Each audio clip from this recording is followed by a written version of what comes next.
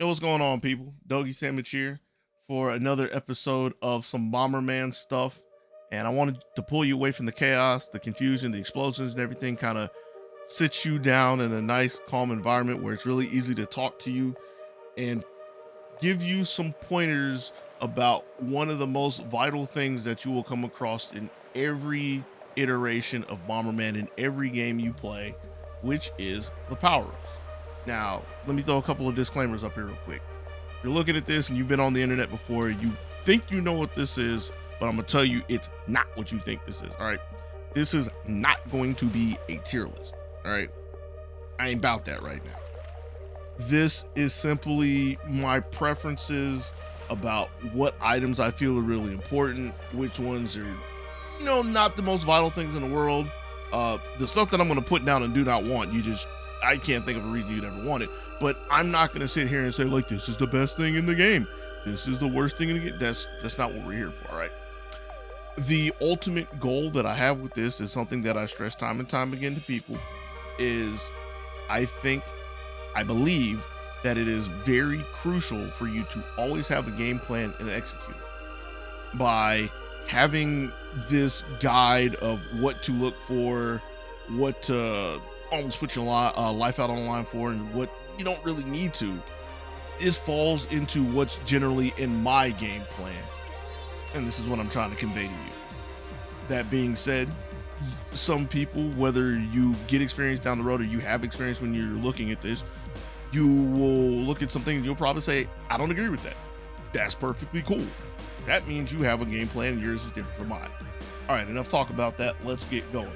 And I will admit this is the second take I've did this, because even though I have a bomb selected already, the first thing I want to do, which is really easy, is fill out the do not want list.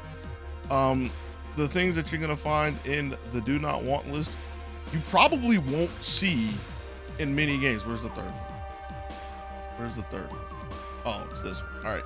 You probably won't see in many games. If you're playing like competitive SBRO, for example, which is just power zone, speed zone, and possibly old school, you may not know what these are. This is speed down, bomb down, and range down, respectively. And like I said, and like I have up here, I can't think of a reason why you would ever want these. Under no circumstances could I imagine why you'd want less range. Under no circumstances could I think about why you would want less bombs. If you wanted less bombs, just stop pressing the button, stop mashing. And there is an entire zone for having speed, because it is one of the most crucial things in the game. And hence, speed's gonna go up here. So I don't know why you would ever want less speed. All right, so we got those out of the way. I guess since I collected and moved it, chess rules, touch the piece, move it. That's where we gotta let it lie. Speed is extremely important. It is really important. Now, there's a little catch to it. It's important to have some speed. The most speed is not the most crucial thing in the world, in my opinion. There will be some times, really some situations, where if you're not used to having max speed, which is 8 in SBRO, by the way, you might miss some inputs, you might miss some bomb drops because you're just too fast, right? But you need to have some speed, because if you have no speed, which by the way you do start with 0 speed, it's either 0 or 1. If you have your starting speed and somebody has like some speed, 4 speed, 6 speed, they can literally outrun you, and depending on the scenario, they can just surround you with bombs, and it's like GG, shake my hand. If you want a good example of this, and maybe I'll edit this in, I probably won't edit this in, play with abilities or start up a game of Battle 64 and either pick Black Bomber and go find a Green Bomber at the start, or pick Green and go find Black at the start. If you've seen this, you probably don't even need to go do this. You have this in your mind, where Black can pretty much run circles around Green. that goes into the importance of speed. I don't need to go too much more into that. Second thing I touched, which, I mean, I guess this is actually the first thing I touched, bombs. So you would think that bombs would go up here and really important, I mean, especially because, you know, the game is called Bomberman. The series is called Bomberman. Truth be told, you technically really only need one bomb to do anything, to get anything accomplished. Nobody likes only having one bomb, even if it's a bomb with max range, but that's all you really need. So you want some more bombs, right? In my opinion, having like more than 4, 5 feels kind of luxurious, but still is something that is very welcome. So I also don't have this like set or anything already. I'm doing this on the fly. Kind of want to put it right here. Find it more useful, very useful to have as many bombs as possible, up to 8. The actual value of bombs goes up once you get some skill to do stuff, do some setups, get a little execution, which makes it easier to block multiple crosses, if you will, or stop multiple crosses. I haven't figured out how to word it yet.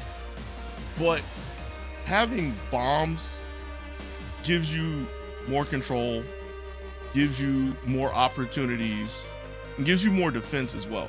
But it's not like the most vital thing in the world to have all the bombs. It's kind of weird to say, but just keep in mind that if you're ever going around and you see a bomb icon out there, it's not something that, like, if you let it go, is going to just ruin your day at some point in time. It's not the same as like speed. If you let speed go, which sometimes you'll still let speed go, you'll come across a scenario where you might have been able to get away from somebody, but they were able to outrun you. So kind of the difference between the two. Moving on, go with this.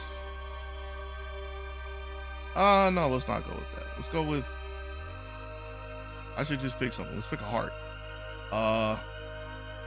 This goes into really important. I was trying to debate where I want to put it over here. It's just, I probably should put it like in the beginning. These are not tiered in order, by the way. They're just on the scale, on the row. Hearts. You're only going to see hearts in Battle 64, which is the Battle Royale. Hearts are really important because, let's back up for a second. When you play Battle 64, if you somehow haven't played this yet, instead of a normal game of Bomberman where you can only take 1 hit and you are eliminated, you have 2 hits that you can take. You do get knocked out the first time. You have to go through a respawn and everything, but the first time you are knocked out, you lose a heart. Okay. You have 1 heart remaining. If you lose your second heart, have none remaining, you are out of the game. There are heart power-ups that you can get. You can either find them in blocks, or when a player is eliminated, they will drop a heart. And I want to stress that again for people who are new to Battle 64 and wonder where these random hearts show up. This is a reason to fight people at times when they are flashing and only have 1 heart. When a player is eliminated, they will drop a heart. If you need a heart and you pick up a heart, you go from only being able to take 1 hit to being able to take 2. Frame that how you will. Hearts are really important. Moving on. Let's go into another common item. Ye Old Flame. Range, power, however you want to describe it. I think throughout various games of Bomberman, various iterations of Bombermans, it's called all 3 things. Maybe there is one official one, and I'm thinking of fan-made games, but basically you pick this up, your bomb does, or explodes in 1 extra panel, up to 8 total. It might be up to 9, but you can pick up 8 flames. All right, that's what you need to know. Where does this go? It is definitely more than a luxury, because having more range is nice. Because of some things we'll explain a little bit later, it's not the most important thing to have. And there are some situations where I would say that you would feel having too much range might be kind of detrimental.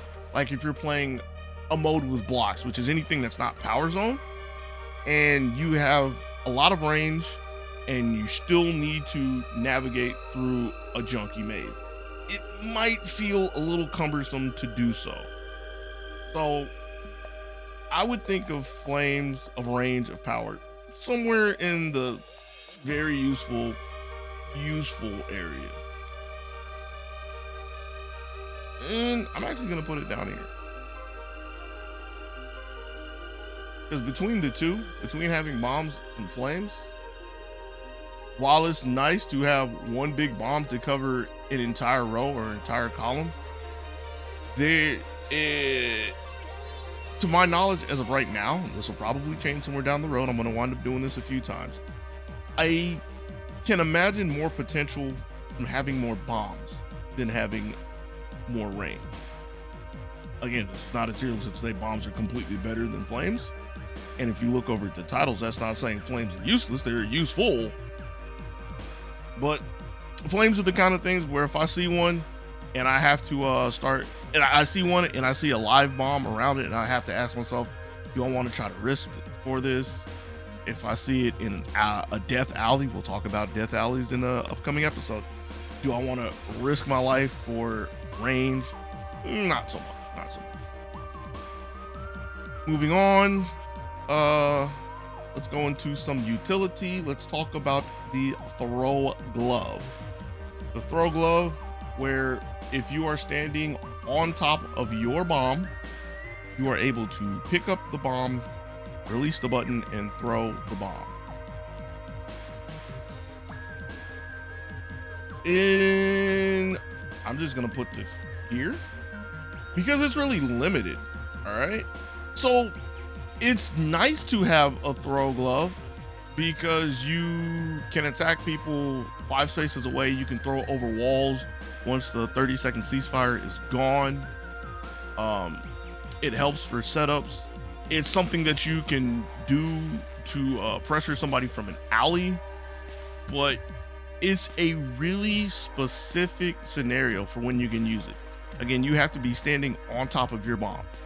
And there are, I guess I technically have to say 2 now because I found a second way for this to happen, but it's very rare for you to be standing on top of your bomb. Either you just drop the bomb and you can't step off of it and then step back onto it.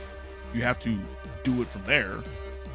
Or, and this is the rare scenario, you somehow wind up on a panel, like moving onto the panel the same time one of your bombs is like punched onto a panel. I have a clip of this and I've seen it happen one other time, but it's rare for this to happen. So it's not the most vital thing to have, but it's never harmful for you to have a throw glove. So leave that right there.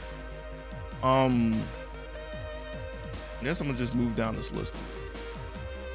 Spike bombs, in some version they're called penetrators. I've grown up calling them penetrator bombs, but they're bombs where when they explode, the explosion goes through blocks, the explosion goes through power-ups, so they are very deadly. These are something you don't see in every mode. I don't even think they're in old school. I could be wrong. I'm pretty sure they're not in old school. You see them in Battle 64 mostly because a lot of people will go out of their way to get them. It's like the in-game item. Between the two of spike bombs and bounce bombs, you pretty much always want spike bombs, pretty much never want bounce bombs, hint hint. But I don't think they're really important. Like, they changed the game, but they do change the game in a way that can affect you negatively along with positively. They affect you positively because when you place a bomb, your opponents no longer can hide behind blocks, destructible blocks. They also can't hide behind items. which, by the way, I've said this a few times, but if you didn't know this or didn't think about this, when a regular explosion is happening, if there is a power up in front of you, the explosion doesn't go through the power up. All right. If it's an explosion from a spike bomb, it will. So on the other end of the spectrum, if you're dropping spike bombs, you can't hide behind destructible walls or destructible blocks, and you can't hide behind items. So I want to put this down there with handle with care based off of that alone, but realistically, I'd say it's more of like a luxury to have. And the reason why I'd say this is a luxury instead of handle with care is because if you have this spike bomb or these spike bombs, you will naturally pay more attention to where you place them, right? So you will naturally be more attuned to where you can't stand, and you'll realize you'll have less places to stand. Another thing that makes this more of a luxury is once all the blocks are gone, who cares if you have it, right? It's kind of a dead item. It doesn't do anything. So it's a nice thing to have. It is useful. In some scenarios, it's very useful, like at the beginning of a round in Battle 64. Very useful to have it to clear space out quickly, but it's something you can live without very easily and very often. Since I mentioned this, I'm gonna go ahead and take the ye old bounce bomb and put it here. Now, if you were to ask me my opinion about bounce bomb, my unbiased opinion, knee jerk off the cuff, I would actually put it here. And the reason why I would normally put it here is because bounce bomb limits you from doing some vital things. Basically, you can't reliably stun somebody with a bounce bomb, or stun combo them, excuse me. You technically can, but it takes more effort.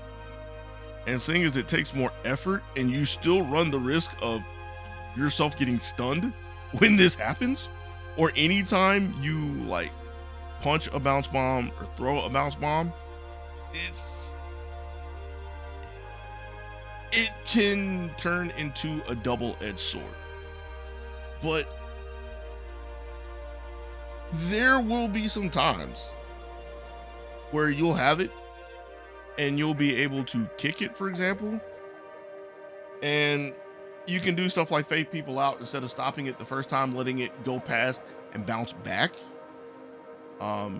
Some people are really privy to just throwing them and letting RNGesus take the wheel, which blows my mind that people are willing to do that, especially after they see the bomb bounce back onto them, ruin their game, but it's a thing to do. So it changes the game, but it changes the game in ways that you have to be very mindful of. So I can see somebody wanting it, whether it's personal preference or they have an actual plan. So it's not completely detrimental, do not want, but you have to be very cautious with this. I'm fluffing this out more than it needs to be. Next one, I mean, it's next here. Punch. This goes here. Until like the structure of Bomberman changes, or I guess until I play old ones and change my mind. Even if I play old ones, this is going to change my mind, all right? Punch is so vital to me because it's so versatile. So let's talk about some things that a punch glove can do. And this is some things I mentioned in the last video. This is some things that I will mention in future videos. The most important thing you can do with a punch glove is you can punch a bomb out of a spot. Well, duh, that's what a punch glove does, all right? That's important because there will be some times where you will have a kick and you will want to kick a bomb, but you cannot kick it because it is blocked. So there are some times where, say, you want to go get something down Death Alley, like you want to go get a punch glove, right? And since you go get the punch glove, somebody leaves a bomb behind you that's stuck on a wall. If it was a kick, GG next round. But since you have a punch, you can turn around, punch the bomb, free yourself. Okay? What's something else that a punch glove does? You can punch a bomb onto somebody and you can stun them. If you have 2 bombs and there's a free space behind them, you can stun lock somebody and take one of their lives if it's Battle 64, or eliminate them, right? That's pretty good. That's pretty good. If you're trying to move bombs over something, which could be another bomb, which could be over an explosion, or what could potentially be an explosion, depending on what zone you're playing on, it could be over a block. It is much faster to drop a bomb, turn around and punch it, than it is to throw a bomb. Punch is very vital. Realistically, I would, if, and again, this is if, because we ain't actually doing this, if like the order mattered, I'd probably actually do this. Truth be told. That's how important I think punch is. But the thing to take away from this is that punch, along with hearts, along with speed, they're really, really important. All right, I'm just going down the road. Kick.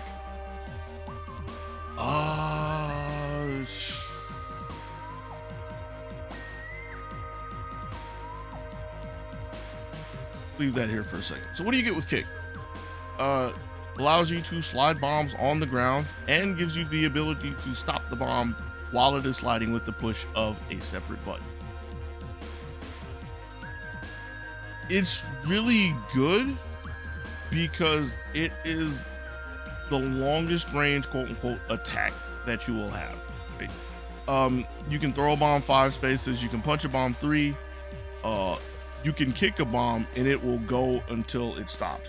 So if you're sitting on one side of a stage and you want to send bombs to the other side of the stage, and you weren't going to send them over the wall, because that's what you can do with punch and throw, you can slide them across the ground to the other side with kick. There's a couple things that happen with that, which is by doing so, if somebody were to do the same thing to you at the same time, you would block a bomb halfway or part way, whoever did it first, second, blah. Prevent them from putting bombs on your side and taking away rows of columns from you, safe places to stand. Alternatively, if they're not doing it, you can flood their side and like coax them into smaller contained spaces to where you can do setups. So where would I put this? You know, I realized I made a mistake. I honestly should have just condensed this into one. You know what? We're doing it live. Cool. We did it live. Yeah, it's useful. It's something that'll change the game all for the better for you. Until you make the small little technical errors where you wanted to turn and punch and you step too far and you wind up kicking a bomb into an explosion. That'll happen. It happens to me too. Happens to us all.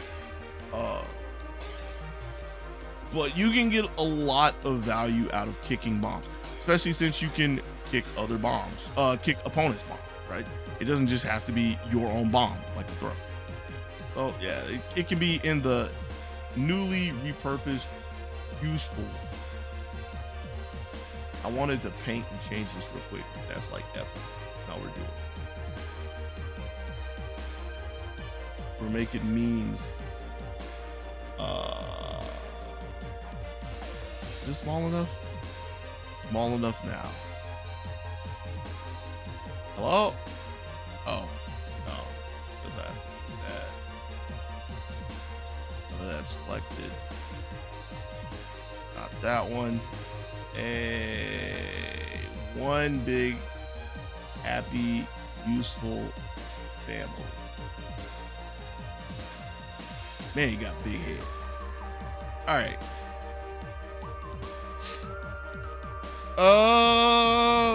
Louis. So Louies are the kangaroo. I think they're kangaroos. They're the animal pals that Bomberman and any player. I have to say that because it might be Bomberman, might be the Bomber family, might be one of the guest characters. They're the animals that a player can jump onto. When you are on a Louis, you naturally get an ability to dash, full stage dash until you run into an object using the ability button. You can also kick a bomb if you have the kick ability. The only other function of Louis that I know of so far, or the only other function of Louis in SBRO, is that when you get hit, you lose your Louis first, right? You would think by being able to take 2 hits that you will file this under really important, that you would want to go out of your way for, which is actually not wrong to go out of your way for this. If you see a Louis and you see some explosions that could happen, you might want to put your life on the line for the Louis, especially if you have the timing for it and you get to use some iframes to get around the explosion. However, something that stands out to me and that I kind of alluded to in the overview of a Louis is that when you're on a Louis, you can kick a bomb if you have the kick ability. You cannot throw a bomb on a Louis, and you cannot punch a bomb on a Louis. So that makes me put the Louis in the useful category, because I can think of times where I would rather be able to punch bombs than have a Louis. I see, since I have a little technical prowess now, and there's sometimes I need some punches to go along with my kicks. It's all in the mind. So yeah, Louis, they're useful. They're very useful, but because they place some limitations on yourself, you may or may not have some fringe scenarios, very fringe, where you would rather let the Louis go, or at least do something that I'm not going to mention on this video because people will be sad and upset. You can just blow up the egg. You can be a hater. 2 situational power-ups are left. Let's talk about the curse, the disease, the virus, the skull. So, if you are new to Bomberman, if you have not really sat and experimented in a Bomberman, you place this here because it's a very straightforward concept. This thing looks like you do not want to pick it up. When you pick it up, something that is uncontrolled to you happens. Here's the catch though. When you are experienced, when you have an idea of what's going to happen or what could happen, which there are some curses that exist in some games, not in others. I actually don't know all of them in SBRO because it's not even on old school. So I feel like I have to go out of my way to actually go look at them. But if you have an idea of what can happen, you'll realize that there are some curses that are actually useful. Like, there are some curses in some games, I think this exists in SBRO, that actually make you faster than what you are now. Even if a curse is bad, if it's like you can't drop bombs, if you constantly drop bombs, if your explosions are faster, that can technically be a good thing. If your explosions are slower, that can technically be a good thing. But if you have these things, you can recognize them quickly, you could possibly work around the new parameters that you have. Another thing that you can do is if you pick up something and you realize you don't want it, you can walk into somebody and you can make it their problem. So the truth about skulls is that they're not well, let's back up. The truth about skulls is if you have no clue what to do, you're still, starting out in the game. Everything is still pure chaos all the time. It's kind of hard to keep up with your surroundings. You probably don't want this because this just adds more to the confusion. But as you start to get an idea of what's happening, as the panic starts to go away, you'll realize that it's not always the end of the world to just roll the dice, pick up a skull, see what happens. Sometimes, like if you're in tight quarters with somebody and you're like, I have to pick between going to the skull or like going to someplace I don't want, maybe you pick up the skull and then you turn around and you give it to somebody. It's not the worst. Last but not least, this is gonna go here because this is basically the Flames brother. This is the Gold Flame, or Max Power as it is called in some games. When you pick it up, you automatically get the rest of the power. I don't know if I'm wording that correctly. Like technically speaking, you have max power, you have max range, you have max flame.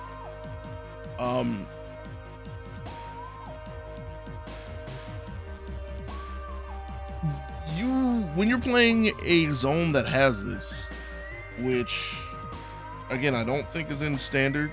I know it's not in speed. Excuse me, I don't think it's in old school, which is standard. I'm pretty sure it's not in speed, 95% sure it's not in speed. So like the other crazy things that you're gonna play with your friends casually, you have to be mindful of Gold Flame existing.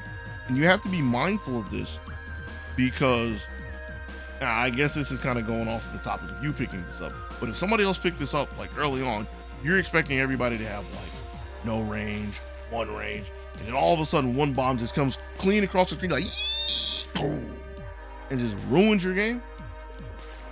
This guy right here, Gold Flame. And that's the power that you can have with the Gold Flame. It's pretty useful.